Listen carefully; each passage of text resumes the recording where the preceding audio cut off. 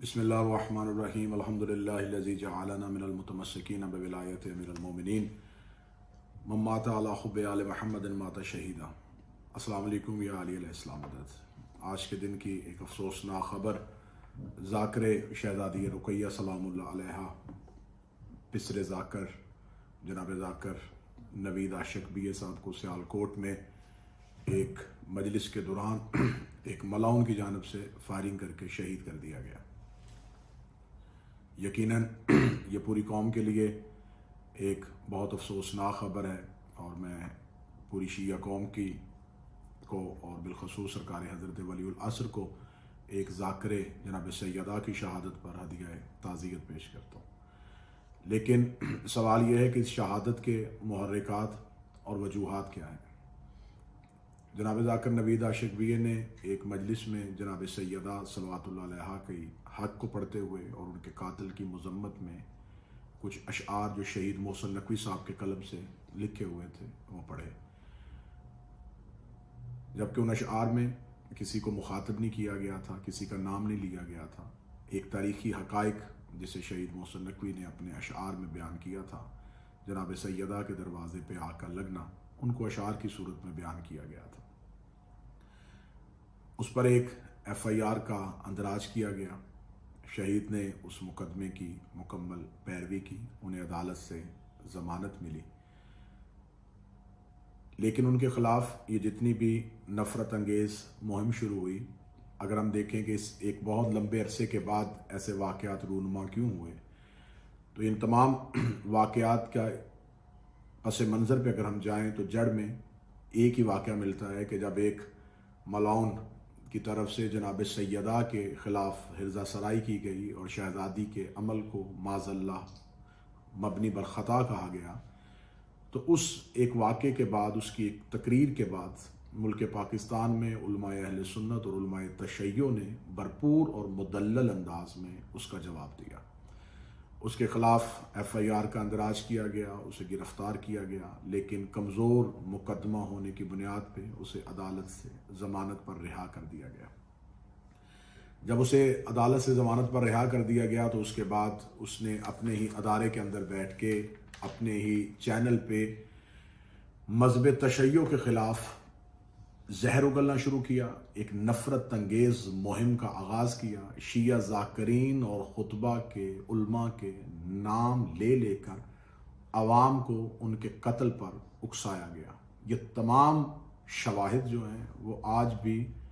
Social media پر موجود ہیں، کس طرح وہ سرعام قومی سلامتی کے اداروں کے ناک کے نیچے شیعہ نسل کشی کے لیے، شیعہ افراد کے قتل کے لیے لوگوں کو اکساتا رہا، اور نام لے لے کے اس نے عوام کے دلوں میں شیعہ افراد کے لیے، شیعہ ذاکرین اور خطبہ کے لیے ایک نفرت انگیز مہم شروع کی۔ اب سوال یہ ہے کہ جب ایسے متشدد افراد جو ہیں وہ کسی بھی ذاکر، خطیب یا عالم دین کے خلاف جب ایف آئی آر کا اندراج کروانے کے لیے آتے ہیں تو یہ ایک ٹولے کی صورت میں آتے ہیں، متشدد انداز میں آتے ہیں، اور فوراً ان کی ایف آئی آر درج کر دی جاتی ہے۔ وہ توہین کی ایف آئی آر ہوتی ہے، وہ دراصل ایک ایف آئی آر نہیں ہوتی، وہ اس کے قتل کا ایک پروانہ ہوتا ہے، ایک سرکاری پرمٹ ہوتا ہے جو جاری کر دیا جاتا ہے۔ پاکستان اسلامی جمہوریہ پاکستان ہے، اس میں تمام افراد کو اپنے عقیدے کے اظہار کے لیے آزادی کا حق بہر صورت محفوظ ہے۔ یقیناً اگر اس میں یہ لفظ کہا جائے کہ اس میں کسی مسلک کی دل آزاری ہوئی ہے، تو ہر ایک فرقے کا عقیدہ دوسرے تمام مکاتب کی دل آزاری ہی ہوتا ہے۔ ہر ایک انسان اپنے عقیدے پہ، ہر ایک فرقہ اپنے عقیدے پہ آزاد ہے، لیکن جب وہ اپنے عقیدے کا اظہار کرتا ہے تو ڈھکے چھپے الفاظ میں وہ دوسرے مکاتب کی دل آزاری کرتا ہے۔ ہمارے ہاں اب آج تک توحید کے مجسم اور غیر مجسم ہونے پہ، نبی کے معصوم اور غیر معصوم ہونے پہ، نور اور بشر ہونے پہ، خاطی اور معصوم ہونے پہ، نبی کے آباء و اجداد کے ایمان اور کفر پہ، نبی کی بیٹیوں کے مسئلے کے بارے میں، گو کہ تمام مسائل پہ اختلافات بہر صورت موجود ہیں، اور جب کوئی بھی ایک موقف کو بیان کرتا ہے تو وہ دوسرے موقف کی تردید کرتا ہے. جب وہ دوسرے موقف کی تردید کرتا ہے تو اس موقف کے حامیوں کی دل آزاری ہوتی ہے. لیکن توہین کا پہلو تب پایا جاتا ہے کہ جب آپ شخصیات کو نام لے کر ان کے خلاف ایک مہم شروع کریں. ہمارے ہاں ملک پاکستان میں حضرت ابو طالب کے نام لے کر ان کے ایمان پہ بات کی گئی ہے. اب پچھلے دنوں نصاب میں 7ویں کلاس کی اسلامیات میں معاذ اللہ حضرت امام حسن کو معاویہ کے ہاتھ پہ بیعت کرنے کے الفاظ کا استعمال کیا گیا، یزید کا دفاع کیا گیا، اہل بیت کی شان میں گستاخیاں کی گئیں. یہ تمام کچھ ہوتا رہا، لیکن اس کے باوجود مسلک اہل بیت میں مذہب اہل بیت کے پیروکار خاموش رہے، کیونکہ وہ اپنے نظریات اور وہ اپنے عقائد کا اظہار کر رہے تھے. اور ہم یہ سمجھتے ہیں کہ یقیناً جو بھی اپنا عقیدہ لے کے اس دنیا سے جائے گا بروز قیامت اللہ کی بارگاہ میں رسول کے سامنے اگر وہ دشمن اہل بیت ہو کے محشور ہوگا تو یہی اس کی سزا کافی ہے. دنیا میں اس کے لیے یہی سزا کافی ہے کہ وہ اہل بیت کے پیروکاروں میں نہیں بلکہ اہل بیت کے گستاخوں میں اس کا شمار ہوتا ہے. لیکن جب ایک FIR کے اندراج میں جلدی کر دی جاتی ہے تو وہ اس شخص کا ایک سرکاری پرمٹ اس کے قتل کا جاری کر دیا جاتا ہے. پھر اگر وہ FIR درج کر دی جاتی ہے اور ملزم جو ہے وہ عدالت کے سامنے پیش ہو جاتا ہے تو پھر عدالتوں پہ ہی انحصار کرنا چاہیے. لیکن یہ تمام چیزیں جو ہیں یہ افراد کے ہاتھوں میں آ جاتی ہیں. جب افراد کے ہاتھوں میں آ جاتی ہیں تو پھر جہاں اس ملک میں یہ بھی قانون دیکھا جا رہا ہے، اس ملک میں یہ بھی حالات پائے جاتے ہیں کہ قاتلوں کو ہیرو بنایا جاتا ہے، قاتلوں کے دربار بنتے ہیں اور مظلوموں کی داد رسی کے لیے بھی کوئی نہیں آتا. شہید نوید عاشق BA ہو، شہید علامہ ناصر عباس ہو، شہید فاضل حسین علوی ہو، شہید سبت جعفر ہو، یا شہداء کی ایک فہرست بڑی لمبی ہے، ان کے نام لوں تو شاید بہت زیادہ وقت گزر جائے. ان تمام شہداء کے خون کا حساب ابھی باقی ہے اور انہی میں سے ایک نام کا اضافہ آج ہو گیا. اب دوران مجلس جب اس ملعون کو گرفتار کیا گیا تو اب سیکورٹی اداروں کا حق بنتا ہے کہ دیکھا جائے کہ اس کو فکری طور پر اس عمل کے لیے کس نے مجبور کیا، ذہنی طور پر اس عمل کے لیے کس نے مجبور کیا. ہم آج تک 1400 سال سے یہ مطالبہ کر رہے ہیں کہ عبد الرحمن ابن ملجم ملعون جو مولا امیر المومنین کو مسجد کوفہ میں شہید کرنے کے لیے آیا تھا، وہ ایک کرائے کا قاتل تھا. اس کے پیچھے سازش کرنے والے افراد اور تھے. آج بھی یہ افراد جو آتے ہیں یہ کرائے کے قاتل ہیں. ان کرائے کے قاتلوں کے پیچھے وہ کون سی فکر کار فرما ہے، وہ کون سی سوچیں کار فرما ہے. ابھی ہم اسی ویڈیو میں اس کلپ کو بھی آپ کو دکھائیں گے کہ کس شخص کے نام کے ساتھ، کس کی تصویر کے ساتھ شہید نوید عاشق BA کے قتل کے لیے احتجاجات کیے گئے اور کون تھا جو روڈز پہ لوگوں کو لے کے آیا. جب FIR کا اندراج ہو گیا تھا تو پھر سڑکوں پہ آ کے اس احتجاج کی ضرورت کیوں پیش آئی. آپ اس کلپ کو ملاحظہ کیجئے.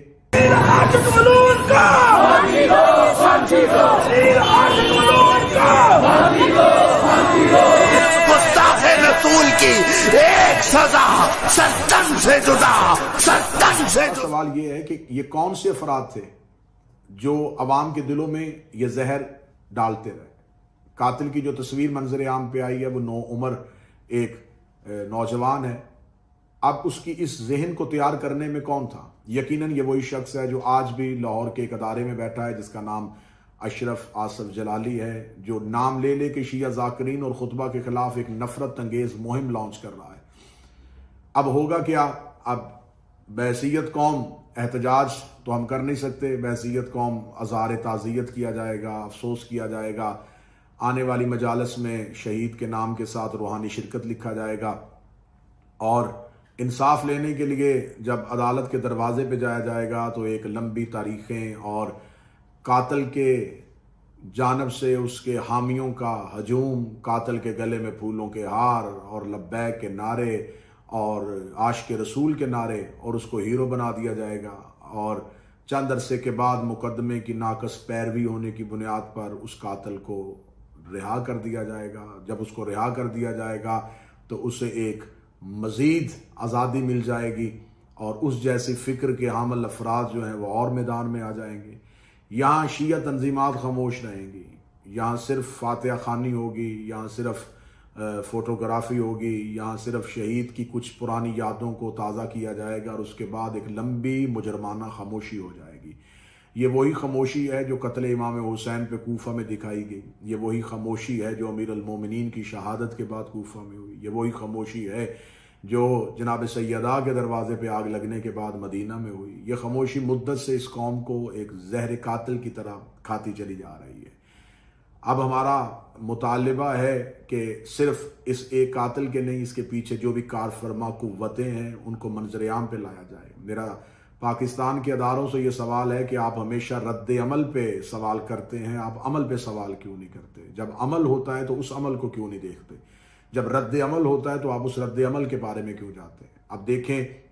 کہ اس ایک عمل کے پیچھے کون کون سی طاقتیں کار فرما تھیں، یہ کس تنظیم کی طرف سے فنڈڈ تھا، اسے کہاں سے بھیجا گیا تھا، اس کا ذہن کس نے بنایا تھا۔ یقیناً ان لوگوں کو جب تک آپ عدالت کے کٹہرے میں نہیں لائیں گے تو یہ پاکستان میں یہ ملک جہاں پہ اقلیتوں کو بھی تحفظ ہے، لیکن مجھے بڑے دکھ اور بڑے افسوس کے ساتھ کہا جا رہا ہے کہ ہمارے ملک میں قانون ساز اسمبلیاں یہاں پر ٹرانسجینڈر کے بل تو منظور کر سکتی ہیں، لیکن یہاں پر شیعت کے تحفظ کے لیے کوئی بل منظور نہیں ہوگا، یہاں پر مذہب اہل بیت کے پیروکاروں کے تحفظ کے لیے کوئی بل منظور نہیں ہوگا، یہاں پر شیعت جلوس میں خاموشی سے بھی چلا جائے تو ایف آئی آر ہوتی ہے، یہاں پر عزادار ایک مجلس امام حسین کروانے کے لیے ان کے گھروں کی چار دیواریوں کو پھلانگا جاتا ہے، یہاں پر اس بات پہ آج بھی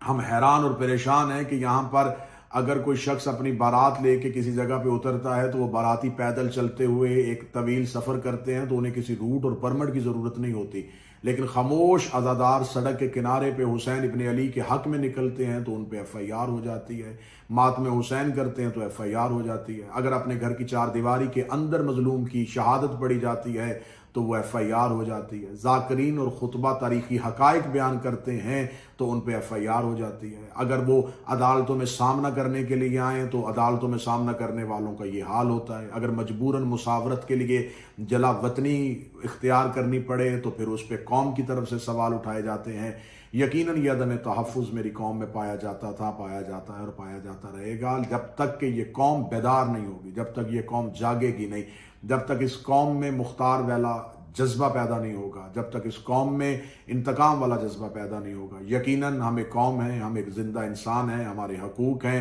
پاکستان کے آئین میں، پاکستان کے قانون میں بھی ہم اپنے حقوق محفوظ رکھتے ہیں۔ میرا مطالبہ ہے حکومت وقت سے، میرا مطالبہ ہے حکومت پنجاب سے، میرا مطالبہ ہے پاکستان کے قومی سلامتی کے اداروں سے